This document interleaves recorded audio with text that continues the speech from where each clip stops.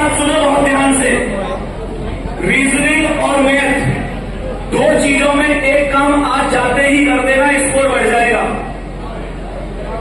अपने रीजनिंग और मैथ के हर एक टॉपिक को 3 कैटेगरी में बांटना है, A B C. A category में उन टॉपिकों को रख दो जो तुम्हारे ऐसे हैं कि भैया यहां से तो छाती ठोक के कह सकूं एक सिंगल क्वेश्चन जरूरत नहीं होगा। बी कैटेगरी में उन टॉपिकों को रख दो जहां डाउट रहता भैया कभी कभी सही है जाए, कभी कभी गलत हो जाए। और सी कैटेगरी में उन्हें रख दो कि भैया यहां से तो क्वेश्चन देख के बस यूं मन करे आगे बढ़ जा। एक बात बताओ, आदमी अपने आप को जितना बेहतर जान सकता है क्या कोई दूसरा उसे जान सकता है? तुम्हारी कमजोरी तुमसे बेहतर कोई नहीं जानता, तुम्हारी ताकत तुमसे बेहतर कोई नहीं जानता।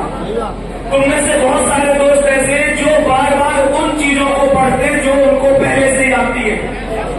जो ए कैटेगरी है उसे पढ़ना बंद कर दो अभी। ए कैटेगरी कौन सी थी? जो तुम्हारे ऐसे टॉपिक थे जो तुम पे बढ़िया तरीके से आते हैं, समझ रहे हैं ना? ए कैटेगरी को केवल जैसे प्रैक्टिस सेट लगा रहे हैं या बीच में कोई क्वेश्चन किसी बच्चे ने डिस्कस कर लिया, मॉक टेस्ट लगा दिया, वहां करो, अलग से मत पढ़ो। अभी तुम्हारा काम होना चाहिए बी कैटेगरी पे, जो ऐसे कभी सही हो जाए कभी गलत हो जाए।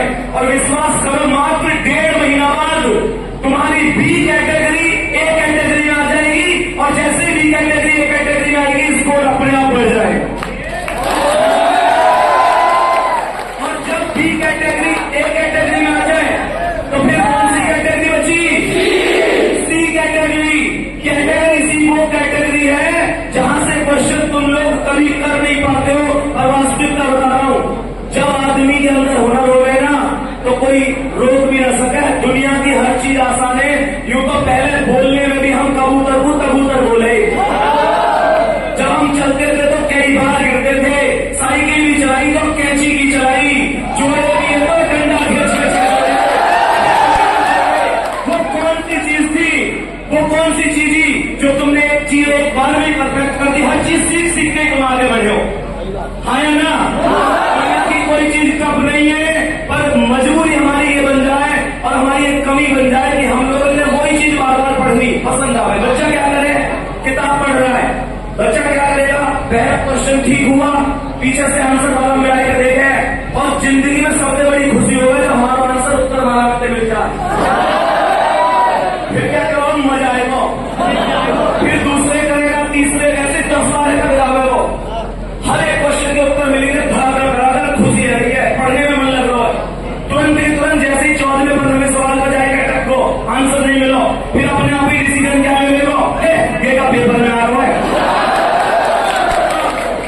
सबसे पहली चीज तो अपने आप में इतना विद्वान नहीं बनना है कि ये का पेपर में आ रहा है। तुम कौन जिन्हें पता है पेपर, फिर तो 150 सवाल नहीं पढ़ लो जो पेपर में आ रहा है, हाँ या ना? कहने का मतलब ये है इस चीज से बाहर निकलो।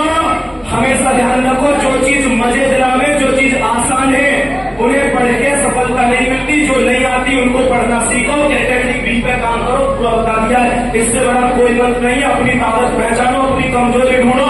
व्यक्ति वही सफल है जो अपनी कमी ढूंढे